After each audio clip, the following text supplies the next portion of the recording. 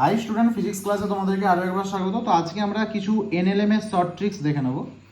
দেখো বলেছে find the acceleration of block 5 KG.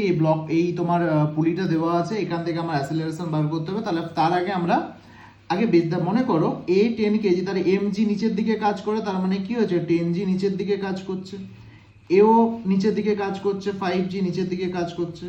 মনে করে নাও যে এর হচ্ছে অ্যাসিলারেশনের ডাইরেকশন এইদিকে, তাহলে অটোমেটিক এর অ্যাসিলারেশনের ডাইরেকশন এইদিকে হবে।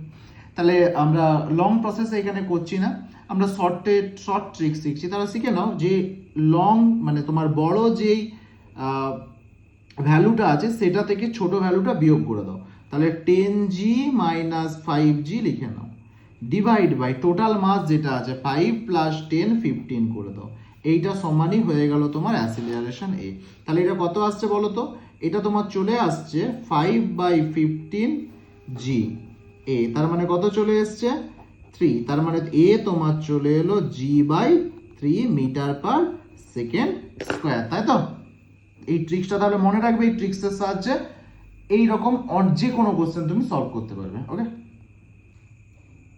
চলো নেক্সট কোশ্চেন দেখে নাও। নেক্সট কোশ্চেন, এই ডায়াগ্রামটা দেওয়া আছে, দেখতে পাচ্ছ এখানে 10 নিউটন ফোর্স লাগছে। যদি এখানে 10 নিউটন ফোর্স লাগে, তাহলে এইটা যদি সামনের দিকে এগোয়, এও এগোবে, তিনটে সামনের দিকে এগোবে।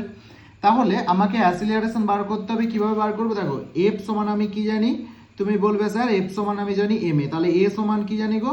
না, এ সমান হচ্ছে এফ বাই এম। আচ্ছা, এফ এর ভ্যালু কত ফোর্স লাগে? তুমি বলবে স্যার 10 নিউটন।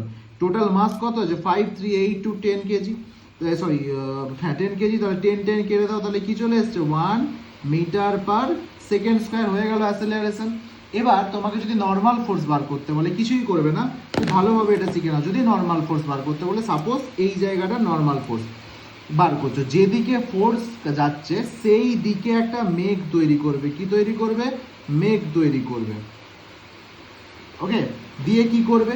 এইদিকে কতগুলো ব্লক আছে? তুমি বলবে স্যার 5 আর 3 দুটো ব্লক আছে, 5 3 8 ব্লক আছে, 8 ইন্টু তার সাথে অ্যাসিলারেশন অর্থাৎ 1 এসছে, এ কে গুণ করে দেবে। তাহলে কত চলে এলো তোমার 8, এটা তোমার চলে এলো R1।